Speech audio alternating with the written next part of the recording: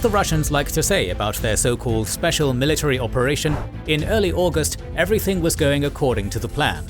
Before it suddenly wasn't. On August 6th, the Ukrainian army launched a surprise offensive into the Kursk Oblast. So now the war in Ukraine has transformed into a war in Ukraine and Russia, as the AFU managed to open a new front in Russia. Let's discuss these recent developments of the war in this video. This week our YouTube members and patrons will continue watching our series on the Iberian Reconquista, with the video on the Battle of Sagrajas, the engagement that allowed the Almoravids to keep the balance of power on the peninsula. The support of our YouTube members and patrons allows us to continue releasing these free videos without worrying about the unstable YouTube ad revenue and lets us be much more choosy in terms of our sponsors.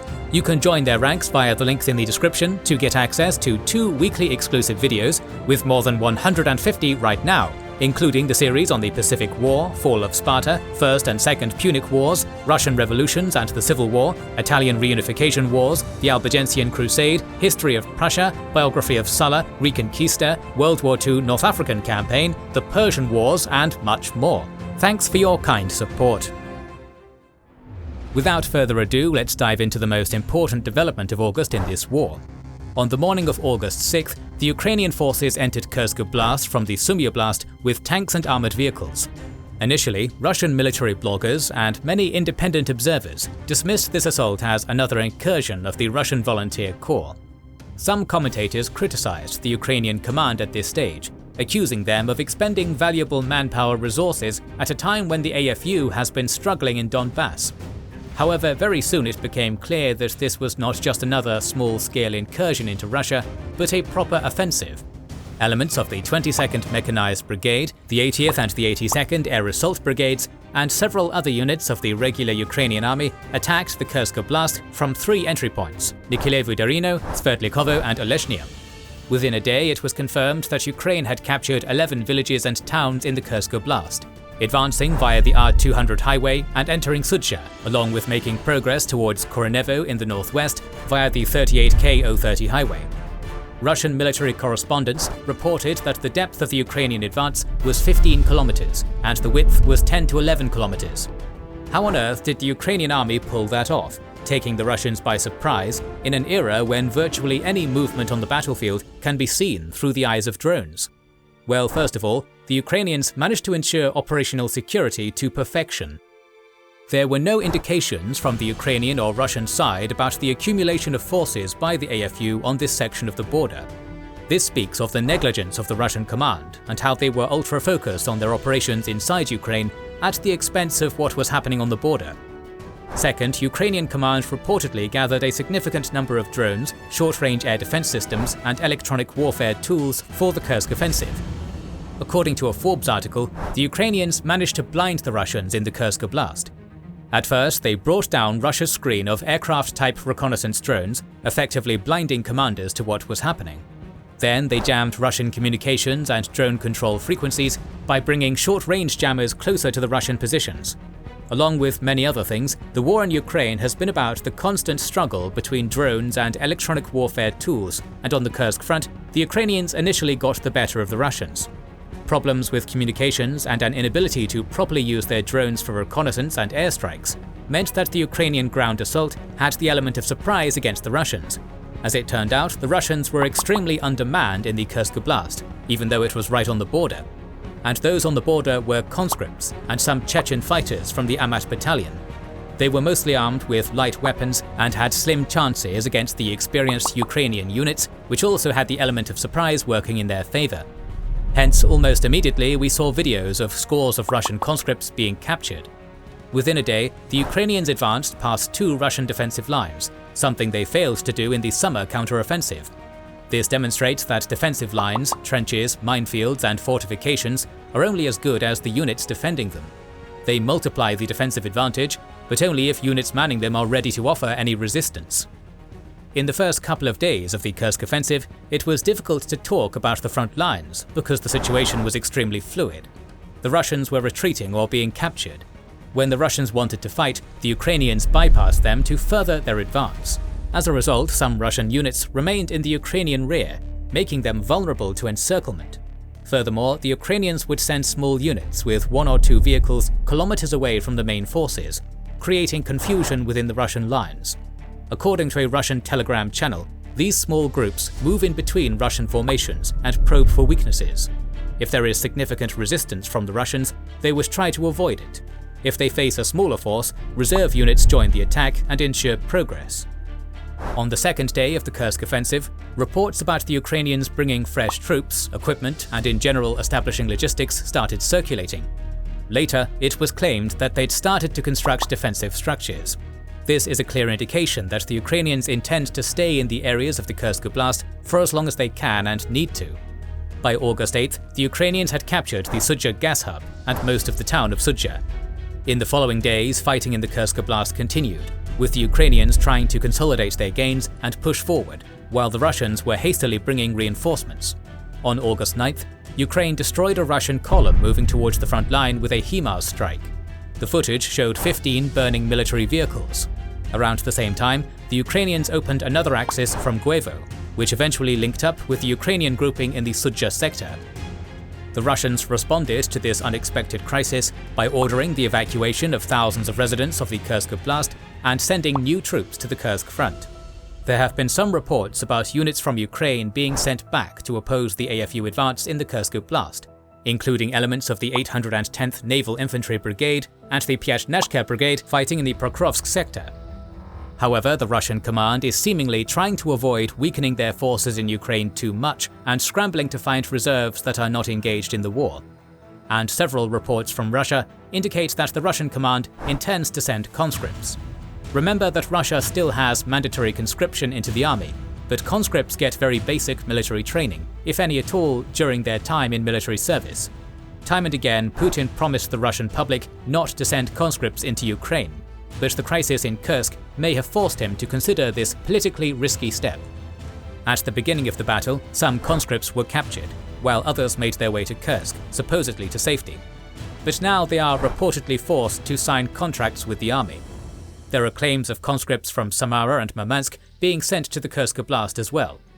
This does not necessarily mean that these conscripts are being sent into the thick of battle immediately, since they can be used in auxiliary roles, like the construction of fortifications and other functions.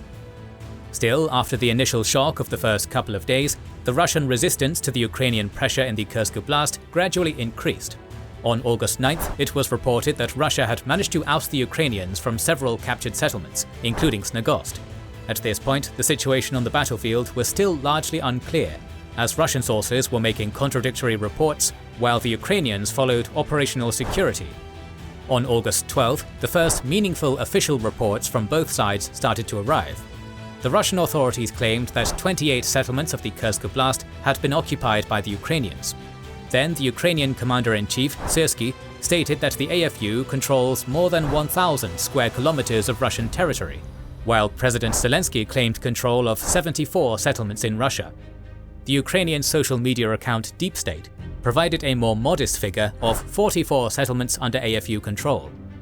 On August 15th, Syrsky claimed an advance of 35 kilometers in depth, control over 1,150 square kilometers, and 82 settlements in the Kursk Oblast. The Ukrainian units are still trying to advance on Koronevo, Blitza and Lygov as we speak. By now, the Russians have managed to stabilize the situation in the Kursk Oblast largely, as a clearer picture of the front line has emerged. Media reports suggest there are roughly 10,000 troops on both sides in the Battle of Kursk Oblast.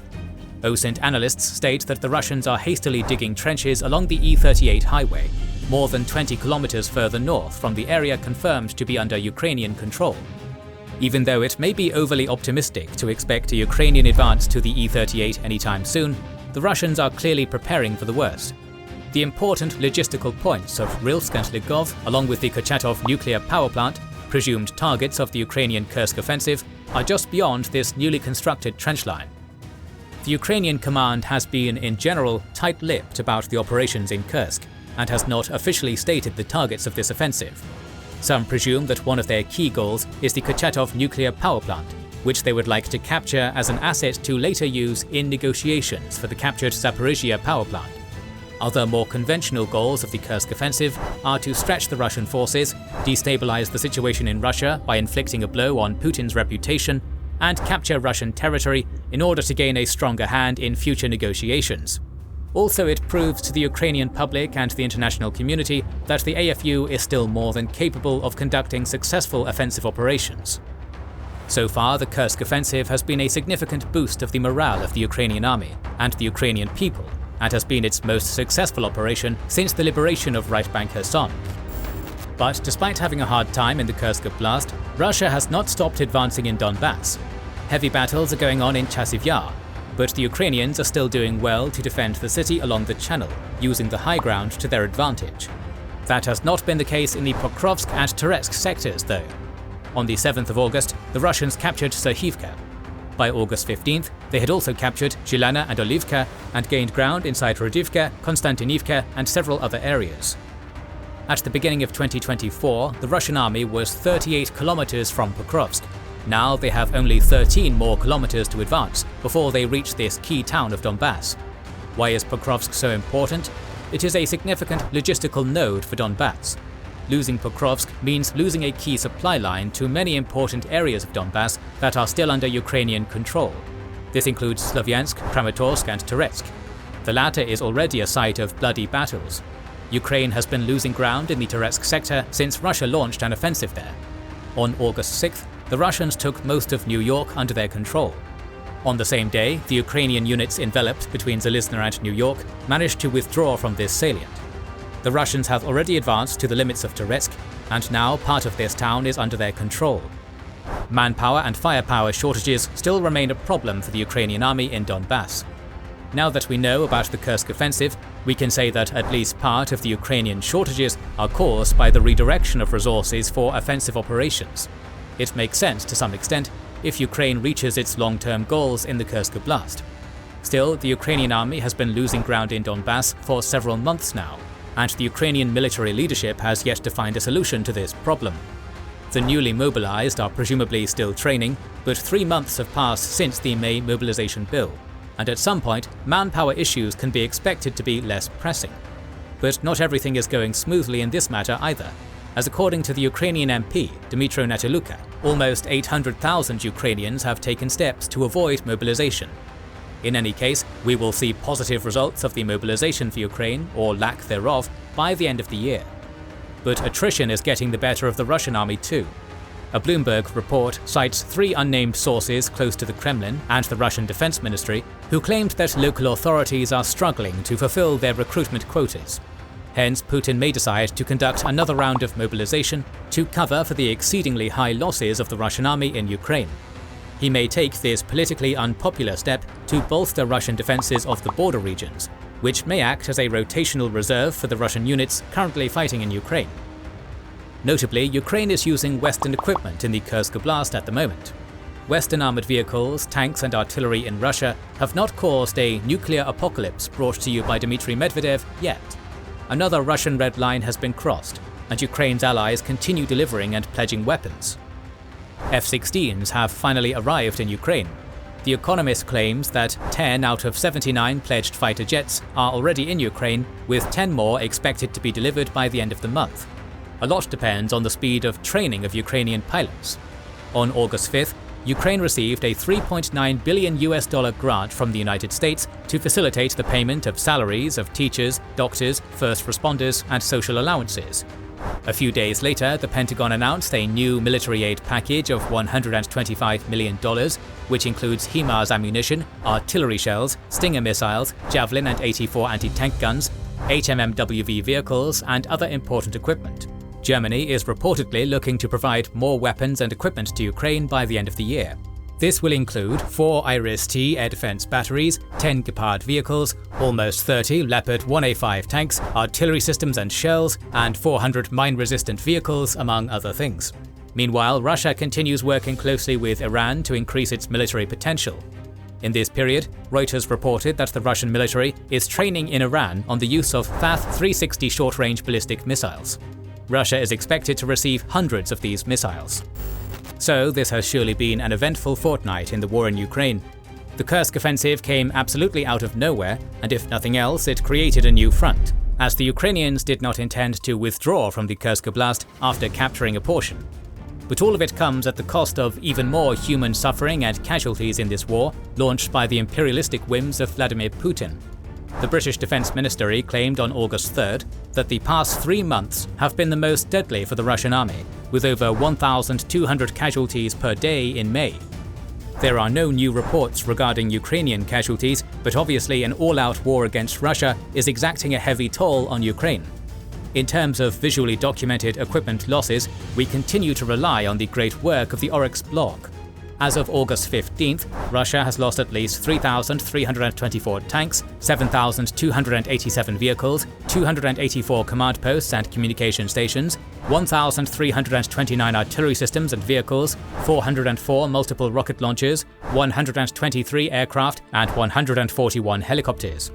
Ukraine has lost at least 892 tanks, 2,803 vehicles, 19 command posts and communication stations, 630 artillery systems and vehicles, 78 multiple rocket launchers, 97 aircraft, and 47 helicopters. Further updates on the war in Ukraine are on the way. To make sure you don't miss them, make sure you are subscribed and have pressed the bell button. Please consider liking, subscribing, commenting and sharing, it helps immensely. Recently, we've started releasing weekly Patreon and YouTube member exclusive content. Consider joining their ranks via the link in the description or button under the video to watch these weekly videos, learn about our schedule, get early access to our videos, access our private Discord, and much more. This is the Kings and Generals channel, and we will catch you on the next one.